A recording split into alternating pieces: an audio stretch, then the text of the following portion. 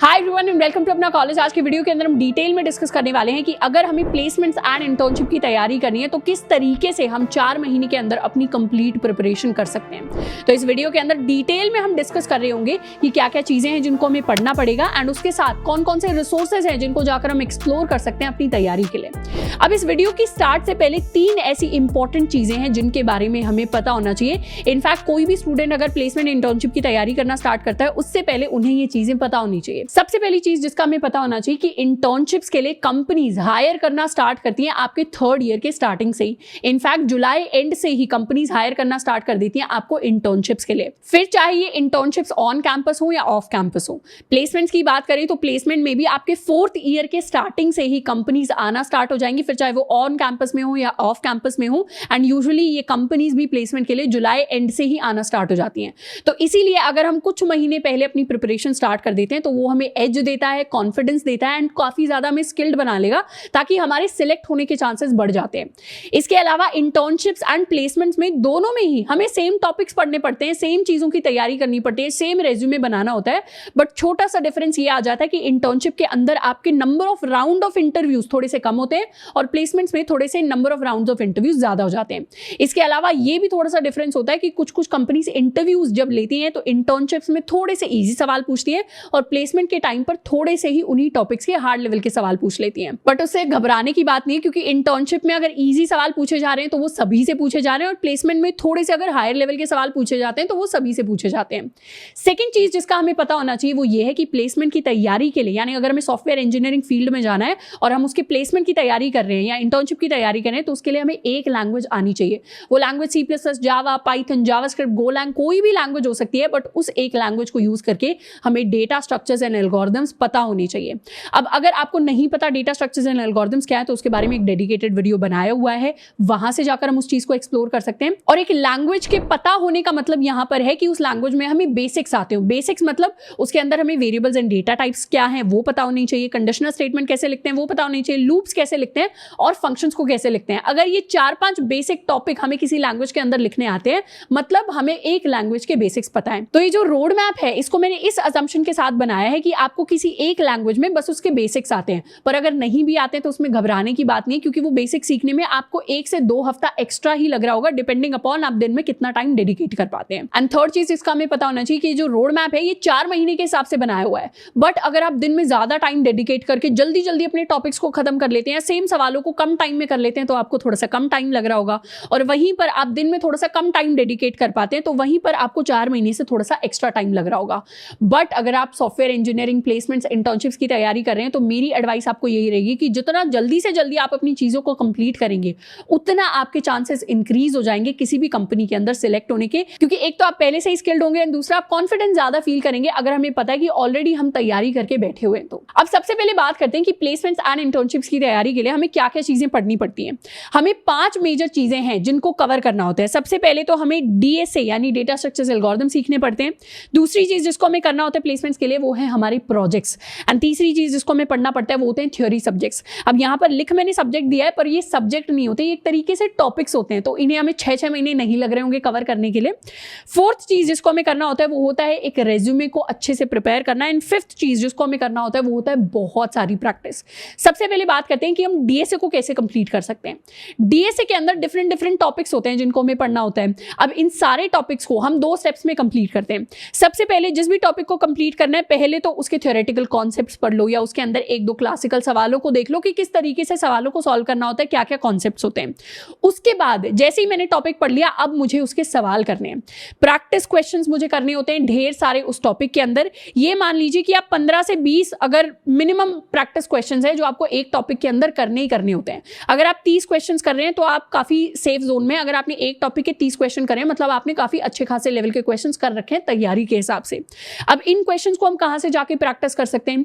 एक DSA sheet है जिसके अंदर 375 क्वेश्चंस है जो ऑलरेडी अपना कॉलेज चैनल के ऊपर अपलोडेड है।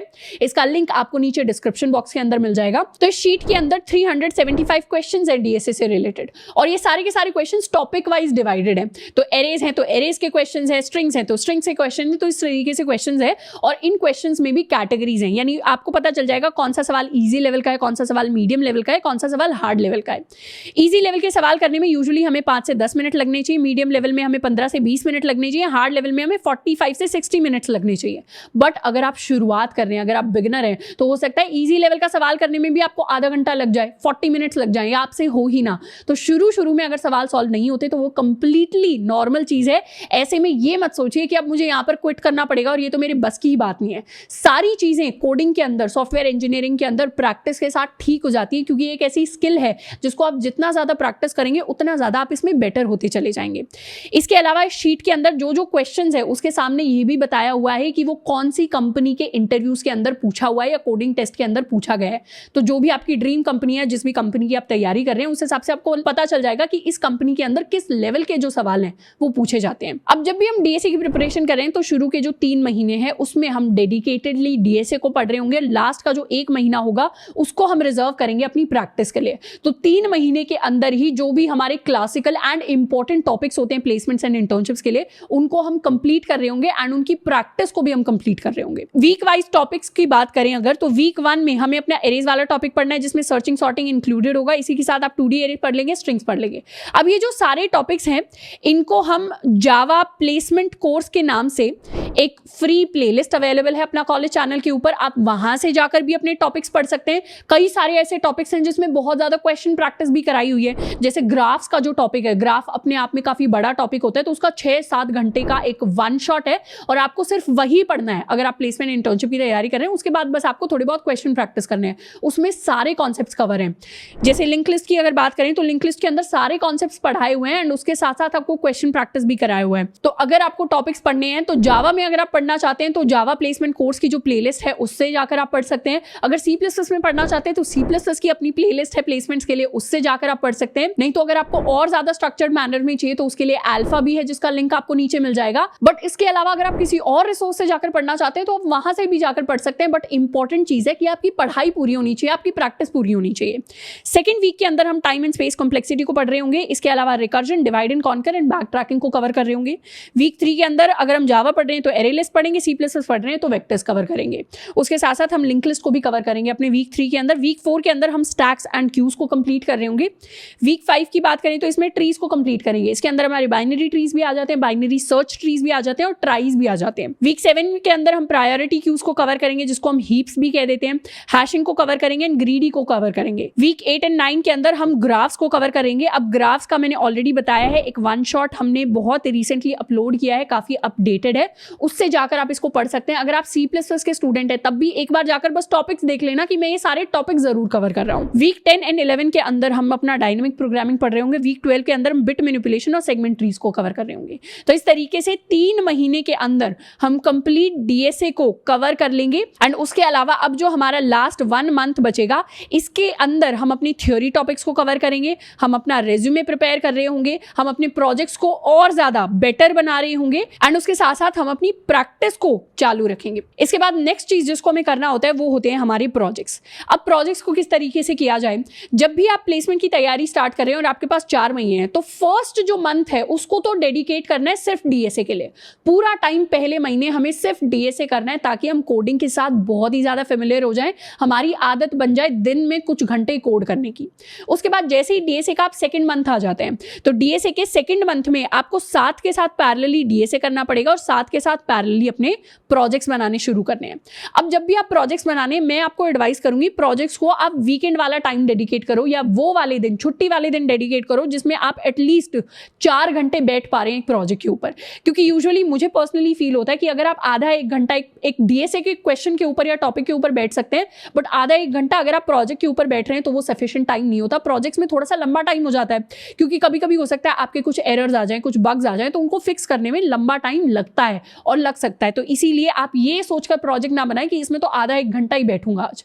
अगर आप 4 घंटे बैठ सकते हैं तब आपके अच्छे खासे लेवल से काफी सारी चीजें होंगी एक प्रोजेक्ट के अंदर कंप्लीट हो जाएंगी। तो प्रोजेक्ट्स को बनाने के लिए मैं आपको बोलूंगी आप अपनी वीकेंड्स एंड छुट्टी वाले दिन थोड़े से डेडिकेट कर सकते हैं। अब एटलीस्ट हमें 2 प्रोजेक्ट्स बनाने होते हैं, चाहे हम प्लेसमेंट के लिए बना रहे हो चाहे हम इंटर्नशिप्स के लिए बना रहे हो। इंटर्नशिप के लिए जब अप्लाई कर रहे हैं थोड़े से सिंपल हमारे प्रोजेक्ट्स हो सकते हैं, पर प्लेसमेंट के लिए अप्लाई कर रहे हैं तो थोड़े से हमें अच्छे खासे लेवल के प्रोजेक्ट्स बनाने बनाने होते हैं। अब सबसे ईजीएस्ट टेक्नोलॉजी जिसमें आप प्लेसमेंट इंटर्नशिप दोनों के लिए प्रोजेक्ट बना सकते हैं वो होती है वेब डेवलपमेंट, क्योंकि इसके अंदर रिसोर्सेज बहुत सारे आपको मिल जाएंगे, इसके अंदर आइडियाज आपको बहुत सारे मिल जाएंगे, ट्यूटोरियल्स मिल जाएंगे, सैंपल्स बहुत सारे मिल जाएंगे। तो अगर आपके पास टाइम की थोड़ी सी कमी है तो मैं आपको एडवाइस करूंगी या तो वेब डेवलपमेंट में प्रोजेक्ट कर लो या ऐप डेवलपमेंट में प्रोजेक्ट कर लो। अब मोस्ट ऑफ द जो कंपनीज होती हैं या बड़ी एमएनसीज होती हैं उनको फर्क नहीं पड़ता कि आपने कौन सी टेक्नोलॉजी में प्रोजेक्ट बनाया है, बट जिस टेक्नोलॉजी में आपने बनाया है उसके बारे में आपको पता जरूर होना चाहिए कि आपने प्रोजेक्ट में कौन से हिस्से में किस तरीके से काम किया है। तो अगर इंटरव्यूअर आपसे आपके प्रोजेक्ट के बारे में पूछ ले तो उसकी आपको नॉलेज होनी चाहिए। फर्क नहीं पड़ता कि आपका प्रोजेक्ट ऐप डेवलपमेंट में है, वेब डेवलपमेंट है, मशीन लर्निंग में, बट प्रोजेक्ट के बारे में आपको पता होना चाहिए। अब कुछ स्मॉल स्केल कंपनीज या कुछ स्टार्टअप्स होते हैं जिनको फर्क पड़ता है। जैसे कोई स्टार्टअप है जिसका काम ही एप्स पर है तो वो प्रेफर करेंगे आप ऐप डेवलपमेंट के प्रोजेक्ट बनाओ। एक स्टार्टअप है जिसका काम ही वेबसाइट्स बिल्ड करना है या वेबसाइट के ऊपर उनका काम होता है तो वो प्रेफर करेंगे कि आपके प्रोजेक्ट जो है वेब डेवलपमेंट से रिलेटेड है। तो अगर आप बड़ी एमएनसीज के लिए अप्लाई कर रहे हैं तो वहां पर फर्क नहीं पड़ता कौन सी टेक्नोलॉजीज है। अगर आप छोटे स्मॉल स्केल कंपनीज या स्टार्टअप्स के लिए अप्लाई करें तो एक बार देख लेना कि वो कंपनी काम किस तरीके से करती है एंड किन टेक्नोलॉजीज पर कर रही है, तो उसी से सिमिलर अगर आप प्रोजेक्ट्स बनाते हैं तो आपके सिलेक्ट होने के चांसेस थोड़े से बढ़ जाते हैं। अब इजीएस्ट टेक्नोलॉजी वेब डेवलपमेंट है, सेकंड पे इजीएस्ट आपकी ऐप डेवलपमेंट है। उसके बाद आप चाहें तो मशीन लर्निंग एआई पर भी प्रोजेक्ट बना सकते हैं, पर अगर आपके पास टाइम कम है तो मैं आपको बिल्कुल एडवाइस नहीं करूंगी कि आपके पास अगर एक ही महीना है तो आप एमएल या एआई पर प्रोजेक्ट बनाओ, क्योंकि अगर आपके इंटरव्यूअर को एमएल एआई आती है तो वो आपसे अच्छे लेवल के सवाल पूछ सकते हैं, पर वहां पर जाकर हम ये नहीं बोल पाएंगे कि मैंने प्रोजेक्ट तो बना दिया बट मुझे ये चीज आती नहीं है। तो उससे बेटर है कि हम थोड़ी सी सिंपलर टेक्नोलॉजीज पे अपने प्रोजेक्ट बना ले, बट बाकी आपका इंटरेस्ट है और आप टाइम डेडिकेट कर पा रहे हैं उस चीज को सीखने में तो डेफिनेटली आप इन टेक्नोलॉजीज पर भी प्रोजेक्ट बना सकते हैं, ब्लॉकचेन पर भी बना सकते हैं, आईओटी गेम डेवलपमेंट या इसके अलावा और किसी टेक्नोलॉजी को यूज करके जिसमें कोडिंग इन्वॉल्व होती है। अगर आप प्रोजेक्ट बनाना चाहते हैं तो आप बिल्कुल बना सकते हैं। थर्ड चीज जिसको हमें करना होता है वो होते हैं हमारे थ्योरी सब्जेक्ट्स। मैं दोबारा बता देती हूँ, ये सब्जेक्ट नहीं है, ये एक तरीके से टॉपिक्स हैं। इनको महीनों नहीं लगेंगे, कुछ दिन लगेंगे आपको कंप्लीट करने में। अब इनको हमें बहुत ही ज्यादा डिटेल में नहीं पढ़ना होता, बट एक बेसिक ओवरव्यू लेना होता है ताकि इनकी एक अच्छी खासी अंडरस्टैंडिंग हमारे अंदर हो। सबसे पहला थ्योरी सब्जेक्ट जिसको हमें पढ़ना होता है इसका नाम है ऊप्स यानी ऑब्जेक्ट ओरिएंटेड प्रोग्रामिंग सिस्टम्स। इसको पढ़ने में मैक्सिमम मेरे हिसाब से अगर हमें कोडिंग ठीक ठाक लेवल का डीएसए अगर हमने कर लिया है तो हमें 2 ही दिन लगेंगे इसको कंप्लीट करने में। ऊप्स अगर आपको पढ़ना है तो अपना कॉलेज चैनल के ऊपर एक घंटे का आपका वन शॉट है यूजिंग जावा जिसमें ऊप्स पूरा पढ़ाया हुआ है, उसको जाकर आप कंप्लीटली पढ़ सकते हैं। सेकंड थ्योरी सब्जेक्ट जिसको हमें पढ़ना होता है वो होता है डेटाबेस मैनेजमेंट सिस्टम्स या फिर डीबीएमएस। थर्ड थ्योरी सब्जेक्ट जिसको हमें पढ़ना होता है वो होता है ऑपरेटिंग सिस्टम या इसको हम ओएस भी कह देते हैं। फोर्थ थ्योरी सब्जेक्ट जिसको हमें पढ़ना होता है ये होता है हमारा कंप्यूटर नेटवर्किंग या सीएन इसको कह देते हैं।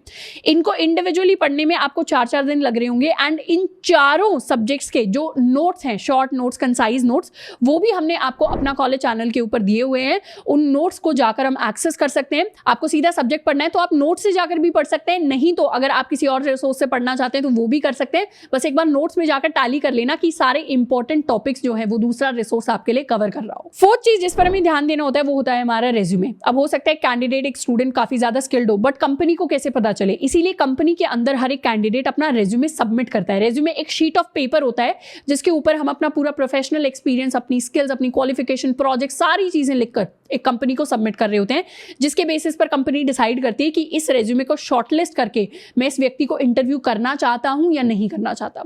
अब जब भी आप रेज्यूमे प्रिपेयर कर रहे हैं, मैक्सिमम 1 ही दिन लगता है रेज्यूमे को प्रिपेयर करने के लिए एंड रेज्यूमे प्रिपरेशन से रिलेटेड बहुत सारे वीडियोस हमने बनाए हुए हैं, तो उन वीडियोस को जाकर आप एक्सप्लोर कर सकते हैं डिटेल में। वहां पर रेज्यूमे से रिलेटेड सारी चीजें कि किस तरीके का फॉर्मेट आपको यूज करना है, कौन कौन से कलर्स यूज करने हैं, क्या रेज्यूमे के अंदर फोटो होनी चाहिए या नहीं होनी चाहिए, एजुकेशन ऊपर आता है या एक्सपीरियंस ऊपर आता है, कौन से फॉन्ट साइजेस आपको यूज करने हैं, सारी चीजें आपके लिए ऑलरेडी कवर हो चुकी हैं। एंड इसके अलावा एक वीडियो है जिसके अंदर मैंने अपना खुद का रेज्यूमे शेयर किया है जो गूगल, माइक्रोसॉफ्ट एंड Amazon तीनों कंपनीज के अंदर शॉर्टलिस्ट हुआ था। इन वीडियोस को रेज्यूमे बनाते टाइम आप डिटेल में एक्सप्लोर कर सकते हैं। एंड फिफ्थ चीज जिसको हमें कंप्लीट करना होता है एंड ये one of the most important चीज है, ये है प्रैक्टिस करना। अब प्रैक्टिस करने के लिए हम 2 चीजें कर सकते हैं। सबसे पहला तो जो डीएसए शीट है, टॉपिक पढ़ते टाइम तो यहां से जाकर हम क्वेश्चंस को प्रैक्टिस कर सकते हैं।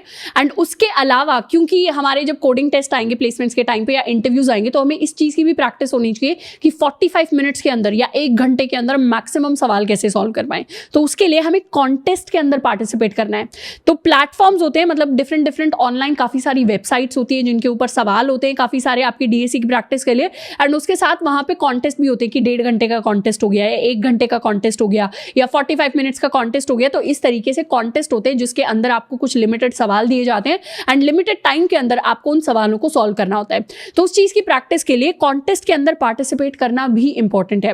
अब कौन कौन से प्लेटफॉर्म्स हैं, अगर आप एक बिगिनर है तो कौन से प्लेटफॉर्म पर जाकर प्रैक्टिस करनी है, या आप थोड़े से एडवांस स्टेज में आ गए तब कौन से प्लेटफॉर्म पर जाकर आप कॉन्टेस्ट में पार्टिसिपेट कर सकते हैं, इस सब के बारे में ऑलरेडी एक डेडिकेटेड वीडियो मैंने बनाया हुआ है। उस पर जाकर डिटेल में हमें पता चल जाएगा कि कौन से प्लेटफॉर्म से हम स्टार्ट कर सकते हैं एंड टाइम के साथ कौन कौन से प्लेटफॉर्म्स को हमें और एक्सप्लोर करना है बेटर प्रिपरेशन के लिए। तो ये 5 चीजें हैं जिनकी हमें तैयारी करनी होती है अपनी प्लेसमेंट्स एंड इंटर्नशिप्स के लिए। इनमें से काफी सारे रिसोर्सेज के लिंक भी आपको नीचे डिस्क्रिप्शन बॉक्स के अंदर मिल जाएंगे। इसके अलावा अगर आपका कोई भी सवाल है related to placements and internships, उसके बारे में आप मुझे नीचे कमेंट करके बता सकते हैं। आज के लिए इतना ही, मिलते हैं नेक्स्ट वीडियो में। Till then keep learning, keep practising and all the best for your placements and internships.